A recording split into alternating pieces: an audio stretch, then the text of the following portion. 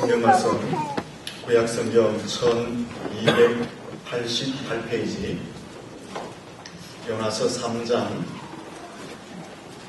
1절 말씀부터 5절 말씀까지를 공독을 하겠습니다. 여호와의 말씀이 두 번째로 요나에게 임하니라. 이르시되 일어나 저 큰 성읍 느니웨로 가서 내가 내게 명한 바를 그들에게 선포하라 하신지라.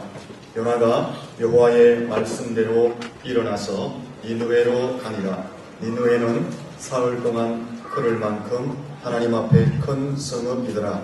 요나가 그 성읍에 들어가서 하루 동안 다니며 외쳐 이르되 40일이 지나면 니느웨가 무너지리라 하였더니 니느웨 사람들이 하나님을 믿고 금식을 선포하고 높고 낮은 자를 막론하고 굵은 베옷을 입은지라. 아멘. 할렐루야. 약대자로 인사하며 축복합니다. 잘 되고 있습니다. 잘 되고 있습니다. 먼저 축복할까요? 하나님의 사랑이 당신 가운데 충만하기를 축복합니다.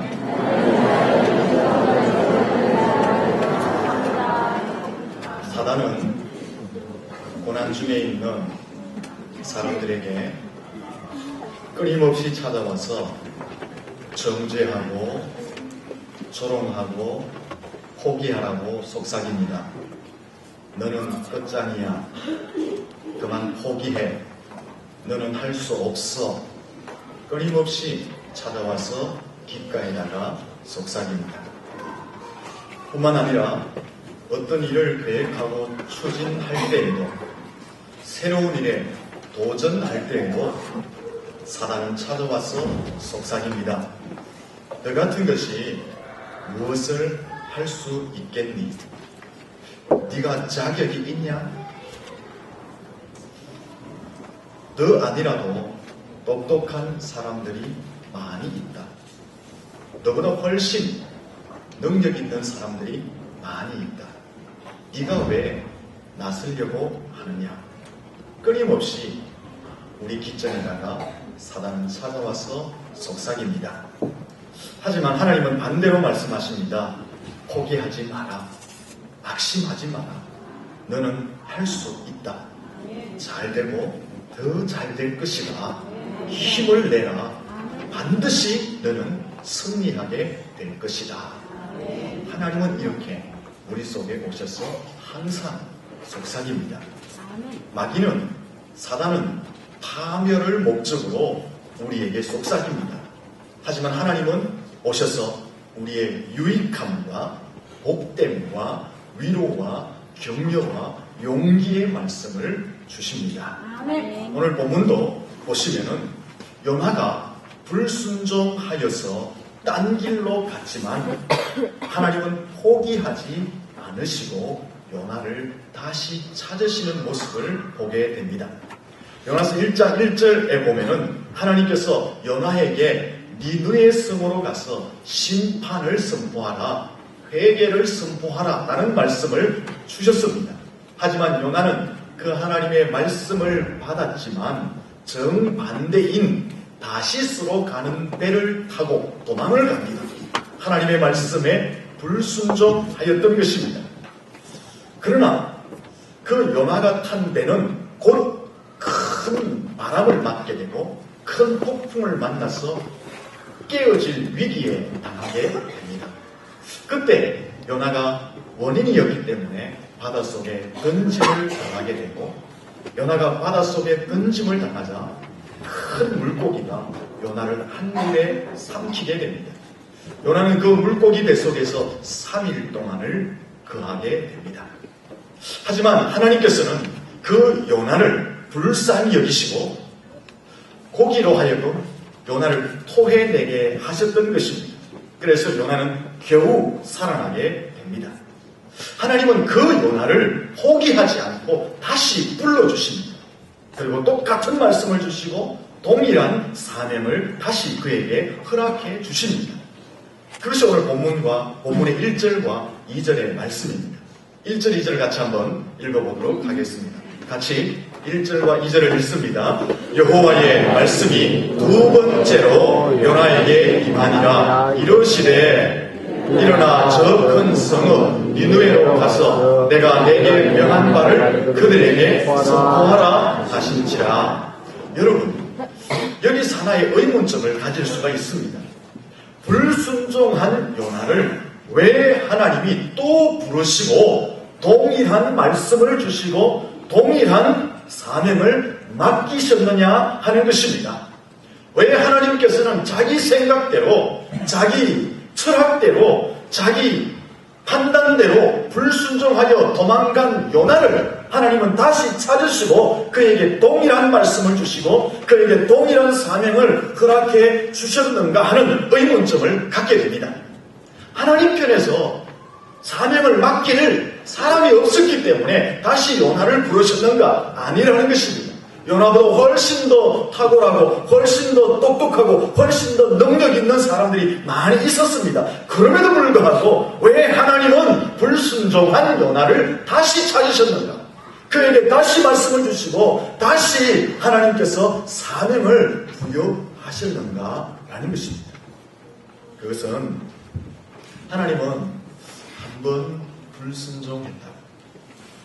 하나님은 실수했다. 하나님은 연약하다. 하나님은 사람들 이 보잘것없다고 흠이 있다고 버리시거나 외면하는 분이 아니라는 것을 보여주시기 위해서입니다. 사람이 비록 실수하고 사람이 비록 실패하고 단점을 가지고 약점을 가졌다 할지라도 그 모든 것을 하나님이 다듬고 깎고 조이고 또 다시 빚어서 더 훌륭하게 더 탁월하게 사용하신다는 것을 보여주시기 위해서 요나의 사건을 기록하고 있는 것입니다. 하나님은 한 번 선택하신 것을 포기하지 않으신다는 것을 말씀하고 있는 것입니다. 사람들은 깨어진 그릇은 버립니다. 하지만 하나님은 깨어진 그릇을 버리지 않고 다시 빚어 더 아름답게 더 소중하게 사용하시는 것입니다. 세상은 전과자라는 딱지를 붙이면은 이유를 불문하고 그를 멀리하고 그를 외면하고 그와 함께하지 않습니다. 하지만 하나님은 그렇지 않다라는 것을 보여주시는 것입니다. 하나님은 실패한 인생이라도, 하나님은 불순종한 인생이라도, 하나님은 험이 있는 인생이라도, 하나님은 연약한 인생이라도 그를 다시 다듬고 다시 조이고 다시 다듬고 다시 깎아서 다시 그를 빚어서 더 아름답고 더 탁월하고 더 황홀하게 사용하신다는 것을 본문을 통해서 말씀하고 있는 것입니다. 아브라함은 하나님께로 부름받은 이후에 완벽한 삶을 살지 않았습니다. 아브라함이 하나님께 부름받은 이후에도 죄를 범하였고 불순종하였고 그의 고집대로 살았습니다. 때로 실수하기도 했습니다.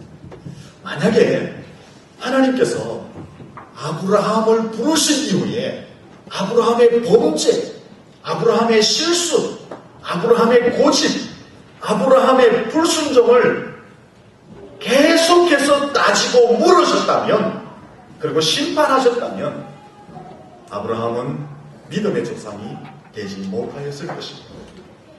역사 속에서 무명의 인물로 사라져 갔을 것입니다.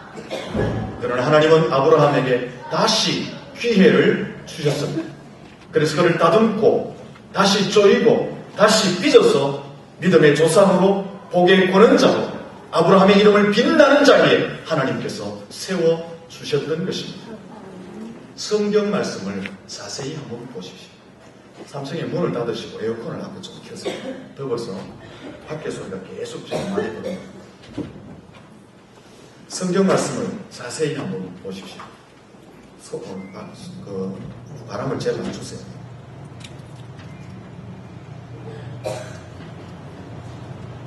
됐습니다. 좀 덥죠? 더우니까 자꾸 이제 문을 여시고 그래요. 성경을 자세히 보시면은 위대한 족장들도 있습니다. 또 아주 탁월한 왕들도 있습니다. 그리고 아주 유명한 선지자들도 있습니다. 굉장히 뛰어난 사도들, 제자들도 있습니다. 그런데 그들의 위대한 점만 보면은 다 위대해 보이는데 그들의 실제 삶을 들어가 보면은 모두가 다 흠이 있고 상처가 있고 실수가 있고 단점이 있고 실패한 삶의 경험들이 있더라라는 것입니다. 하지만 하나님께서는 그들을 버리지 않으시고 그들을 다시 다듬고 깎고 조이고 다시 빚어서 그들을 훌륭한 사람으로 탁월한 사역자로 하나님이 세워놓으셨다는 것을 성경은 말씀하고 있습니다. 성경은 실패를 정죄하고 있지 않습니다. 그러나 실패한 자리에서 회개하지 않고 일어나지 않을 때는 망한다라고 말씀합니다. 성경은 하나님은 실패한 자를 버리지 않습니다. 그러나 실패한 그 자리에서 일어나지 않는다면, 실패한 그 자리에서 회개하지 않는다면 망한다라고 성경은 분명히 말씀하고 있습니다. 하나님은 단번에 인생을 버리지 않습니다. 하나님은 다시 기회를 주십니다. 다듬어서 더 귀하게 사용하십니다. 이것이 하나님의 사랑인 것입니다. 하나님은 노하기를 더디하시는 분이시고 자비와 긍휼이 풍성하신 분이십니다. 하나님은 그 인자하심이 영원하신 분이십니다. 그 하나님이 요나에게 다시 기회를 주신 것입니다. 불순종하여서 도망가는, 다시 숨어 더 도망가는 그 요나를 버리지 않으시고 하나님은 요나를 다시 찾으시고 그에게 동일한 말씀을 주시고 동일한 사명을 그에게 허락하셨던 것입니다. 요나의 허물을 덮어주셨던 그 하나님이 우리의 허물을 덮어주셨기 때문에 오늘 우리가 여기에 있는 줄로 믿습니다. 요나에게 다시 기회를 주신 그 하나님은 우리에게 여전히 다시 기회를 주시는 사랑의 하나님인 줄로 믿습니다. 여러분, 오늘 여기에 우리가 있으면 하나님께서 우리의 수많은 실수와 실패와 불순종을 덮어주셨기 때문에 오늘 여기에 있는 줄로 믿습니다. 왜 하나님은 우리를 여기 있게 하셨는가? 우리의 수많은 부족과 단점과 허물에도 불구하고 그 모든 것을 용납하셨기 때문에 오늘 여기서 우리가 하나님을 경배하며 찬양하게 되는 것입니다. 하나님은 우리의 실패, 우리의 범죄, 우리의 실수, 우리의 연약함을 다시 다듬어 주십니다. 다시 깎아 주십니다. 다시 조여 주시고 다시 빚어서 우리를 탁월하게 황홀하게 사용해 주시는 줄로 믿습니다. 그러므로 여러분들이 고난 중에 있다고, 혹은 어려움 중에 있다고, 혹은 실패했다고, 혹은 범죄했다고, 내 인생에 단점이 많다고 포기하거나 좌절하거나 난망할 필요가 없습니다. 절대로 좌절하지 마십시오. 절대로 마음에 상처를 받지 마십시오. 왜 그렇습니까? 하나님께서는 우리의 인생의 실패와 범죄와 실수와 연약함을 다 보시고 단번에 버리지 않기 때문에 그렇습니다. 그 모든 삶의 형편 속에서 우리를 찾아오셔서 우리를 다듬으시고 만져주시고 어루만져주시고 우리를 닦고 조여주셔서 우리를 더 탁월한 자리에 세워주시는 하나님이시기 때문에 우리가 절대 좌절할 필요가 없다라는 것입니다. 사랑하는 성도들, 이 하나님이 함께 하심을 믿으시고 남대 인생을 승리하시기를 예수님 이름으로 축원합니다. 어떠한 사단이 찾아와서 여러분의 인생을 조롱하고 여러분의 인생의 파멸을 조장하는 말을 속삭이다 할지라도 그 위에 여록되지 마시고 하나님이 나와 함께 하신다, 하나님이 나를 성리케 하신다, 하나님이 나를 더 탁월하게 사용하신다, 이 말씀을 듣고 사단을 물리치고 승리하시기를 예수님 이름으로 축원합니다. 본문에서 두 번째로 생각할 말씀은 하나님께서 요나를 부르시고 요나에게 주신 말씀이 무엇이냐라는 것입니다. 처음에 주신 말씀과 동일한 말씀을 주셨습니다. 다른 말씀을 주신 것이 아니라 처음 말씀과 동일한 말씀을 주셨습니다. 1장 2절의 첫 번째 말씀과 3장 2절의 두 번째 말씀을 비교해보면 니느웨 성에 가서 심판을 외쳐라, 회개를 선포하라, 이 말씀이 동일하게 주어지고 있음을 보게 되는 것입니다. 하나님께서는 불순종한 요나를 다시 부르시고 다른 말씀을 주지 않고 같은 말씀을 주었습니다. 왜 하나님께서는 요나를 부르시고 새로운 말씀이 아닌 동일한 말씀을, 같은 말씀을 요나에게 주셨는가 하는 것입니다. 그것은 처음 받은 말씀을 그대로 실행에 옮기도록 하기 위해서입니다. 다른 말씀이 아닌, 다른 명령이 아닌 이 한 말씀, 이 한 명령을 그대로 실행하도록 하기 위해서 동일한 말씀을 요나에게 허락해 주셨다라는 것입니다. 여러분, 이것은 우리에게 굉장히 중요한 교훈을 줍니다. 대부분의 사람들은 새로운 말씀, 더 많은 말씀을 듣기를 원하고 있습니다. 하지만 이것보다 더 중요한 것이 있습니다. 이미 들은 말씀, 한 말씀이라도 붙잡고 그 말씀을 순종하고 그 말씀을 내 삶에 실천하는 것이 더 중요하다는 것을 오늘 본문에서 말씀해주고 있습니다. 우리 하나님의 말씀을 많이 아는 것도 굉장히 중요한 일입니다. 하나님의 말씀을 깊이 아는 것도 중요합니다. 하나님의 말씀을 쪼갠다고 하죠. 쪼개고 또 쪼개어서 하나님의 말씀을 아는 것도 중요합니다. 하나님의 말씀을 지식적으로 학문적으로 알아내는 것도 중요합니다. 하지만 그보다 더 중요한 것은 이미 내 속에 주어진 말씀, 이미 하나님께서 내게 주신 그 말씀 한 말씀이라도 붙들고 내 삶 속에 실행하는 것, 그 말씀에 순종하는 삶이 더 중요하다는 것을 말씀하고 있는 것입니다. 요즘 성도들은 당나귀 기가 되어 있습니다. 워낙 좋은 말씀들을 많이 듣고 워낙 말씀들을 많이 들으니까 기가 굉장히 높아져 있습니다. 그래서 웬만큼 말씀해도 잘 안 들립니다. 그냥 고개 푹 숙이고 있고 눈 감고 있지. 우리 성도님들은 보세요. 참 고개 숙인 사람이 없어요. 제 눈을 딱 맞추고 있습니다. 제 눈이 좀 작아서 맞추기 힘들지만 맞추고 있습니다. 중요한 것은 말씀을 많이 들어서 우리의 귀를 당나귀 귀처럼 높이는 것이 아니라 낙타 무릎처럼 기도하는 기도의 실천의 무릎이 필요합니다. 죽은 영혼을 바라보면서 불쌍히 여기면서 전도하러 나가는 전도의 발걸음이 중요한 것입니다. 교회 속에서 봉사할 일이 있다면 내 봉사의 손을 거기에 실행하라. 그것이 중요하다는 것입니다. 헌신하는데 빠른 발이 더 중요하다는 것입니다.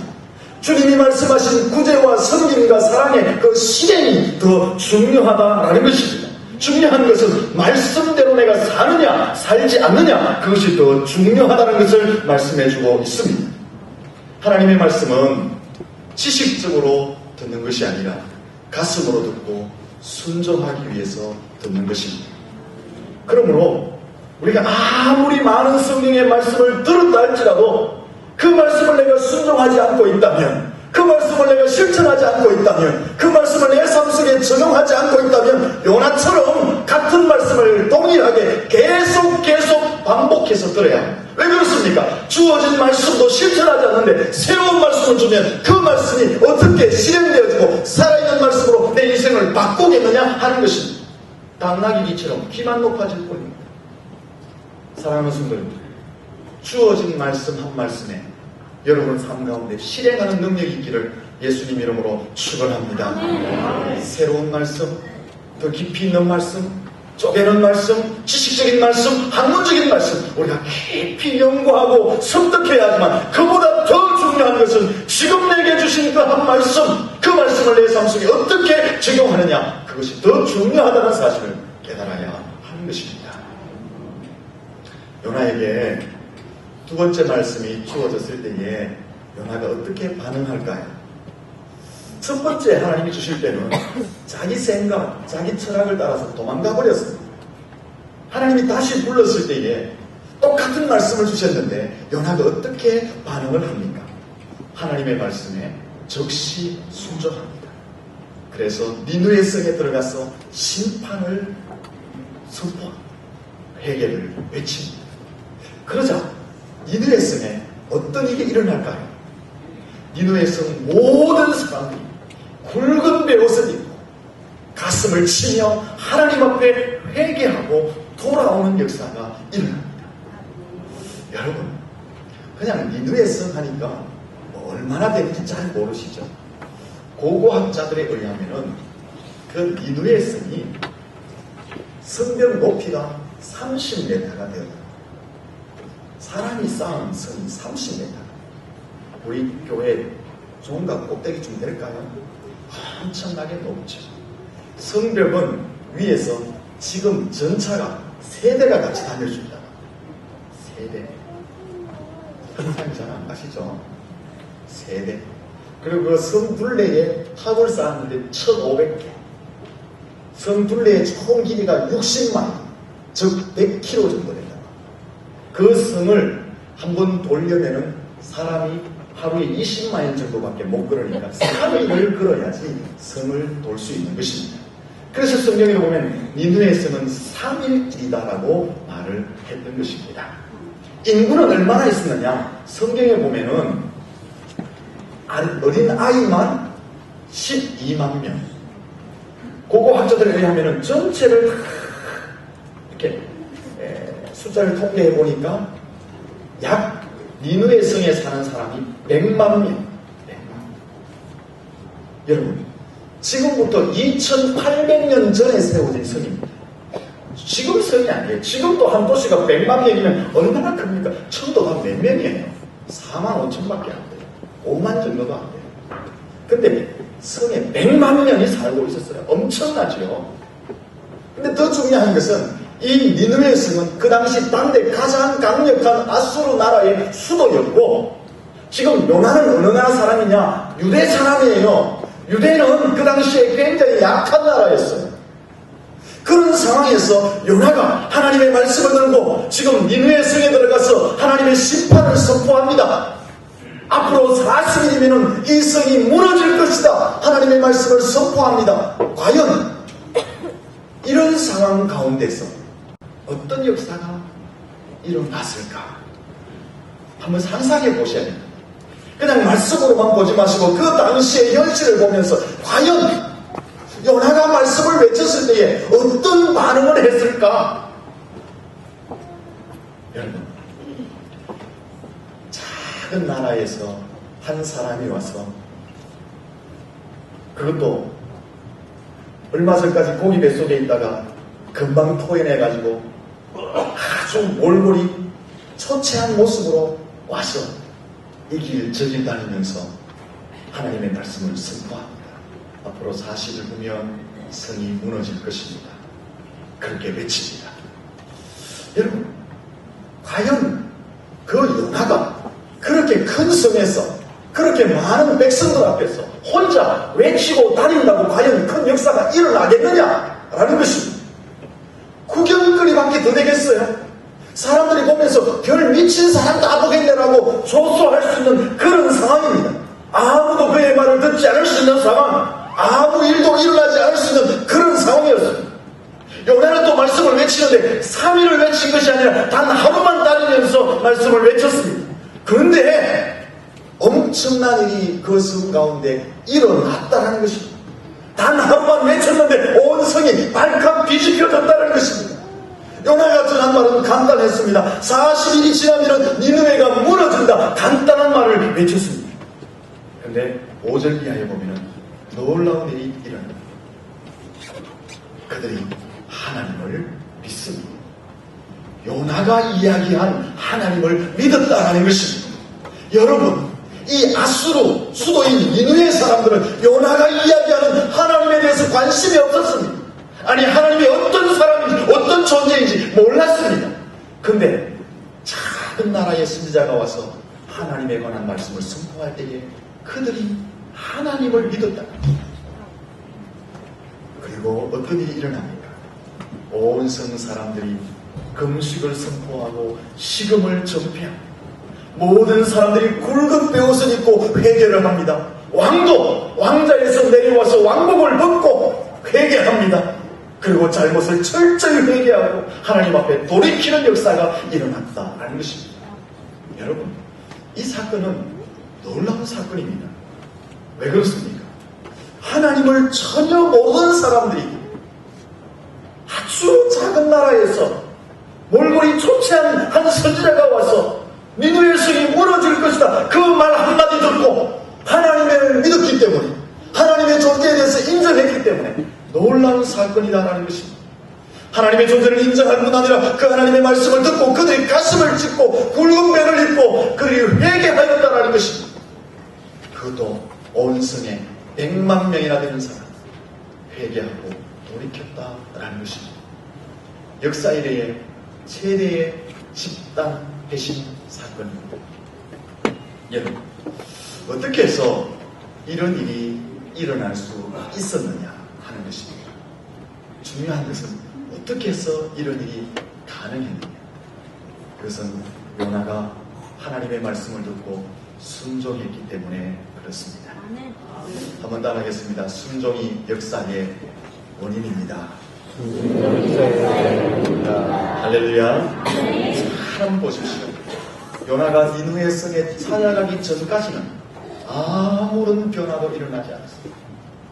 하지만 요나가 니느웨 성에 찾아가서 하나님의 말씀을 전하였을 때에 니느웨 성 전체가 발칵 뒤집혀집니다. 회개합니다. 가슴을 찢습니다. 하나님을 믿습니다. 집단적으로 회심하는 놀라운 역사가 일어나게 된 것입니다. 요나가 니느웨 성에 찾아가서 그 니느웨 성의 부흥의 역사가 일어나게 된 것입니다. 마찬가지입니다. 우리가 복음을 들고 잃어버린 영혼에게 찾아갈 때에 우리가 품은 예비 신자가 회심하는 역사가 일어나게 될 줄로 믿습니다.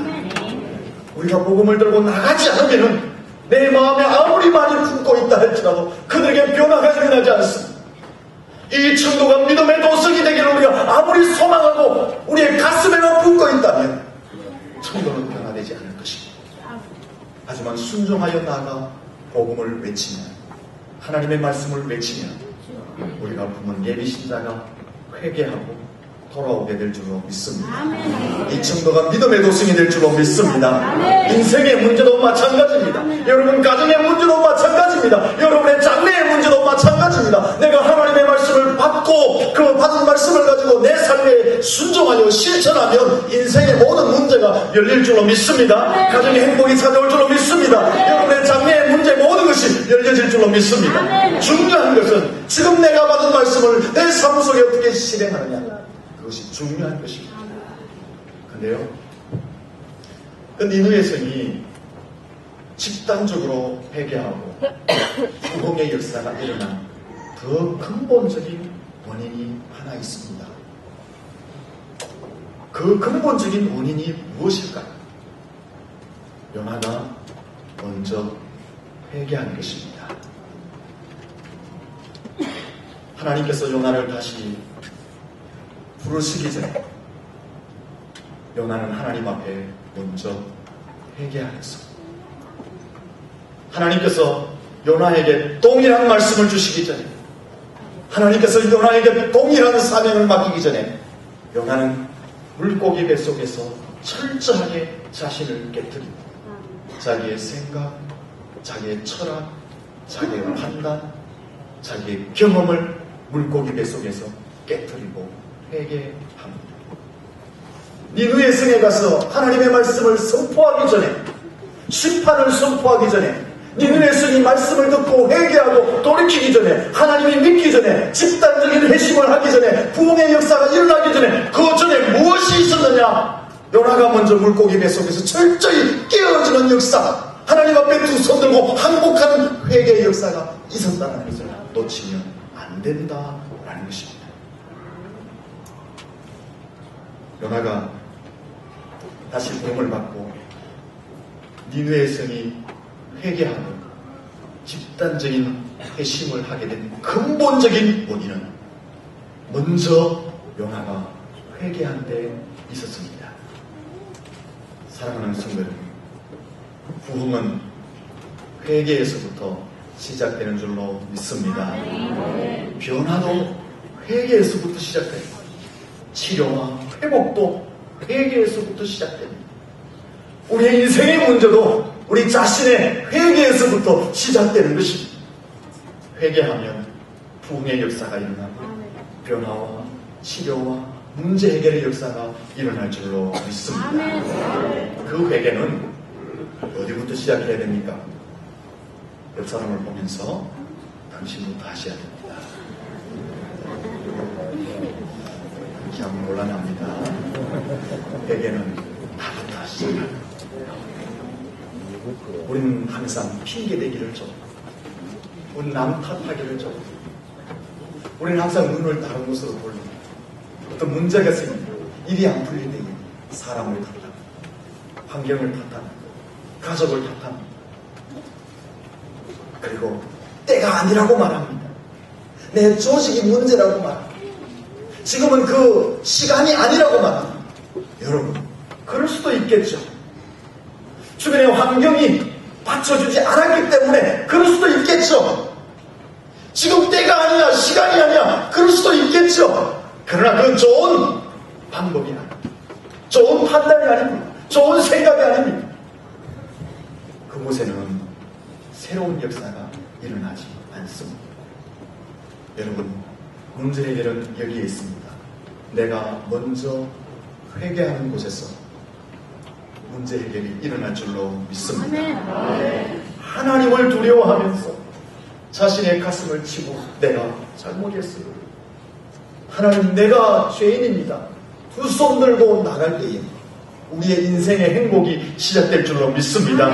우리가 가슴을 찢고 난 다음에 세상을 향하여 나아가 복음을 외칠 때에 세상의 수많은 영혼들도 가슴을 찢고 회개하는 역사가 일어나게 될 줄로 믿습니다. 우리 교회가 집단적으로 먼저 회개하고 하나님 앞에 두 손 들고 나갈 때에, 그리고 복음을 들고 이 청도에 나가면은 청도가 믿음의 도성으로 돌아오게 될 줄로 믿습니다. 여러분, 어떻게 해야지 부흥이 일어나느냐? 어떻게 해야지 내가 행복해지느냐? 어떻게 해야지 내 인생의 문제가 해결되느냐? 가장 근본적인 문제는 하나님 앞에서 나를 돌이켜보는 것입니다. 내가 두 손 들고 나가는 것입니다. 그리고 나서 주시는 말씀에 순종하는 것입니다. 그러면은 하나님의 은혜가 넘칠 줄로 믿습니다. 옆 사람에게 인사합니다. 회개하고 말씀에 실천하자. 여러분, 회개하시고 주신 말씀 한 말씀이라도 붙들고 한 말씀이라도 붙잡고 자, 실천하심으로 여러분의 인생 가운데 죽었던 영혼도 살려내고 여러분의 가정의 행복도 다시 회복되어지고 여러분의 인생의 문이 열려지고 여러분 장래가 30배, 60배, 100배, 1000배의 영적인 열매와 육신적인 열매가 풍성히 맺혀지기를 예수님 이름으로 축원합니다. 기도하겠습니다. 하나님 아버지,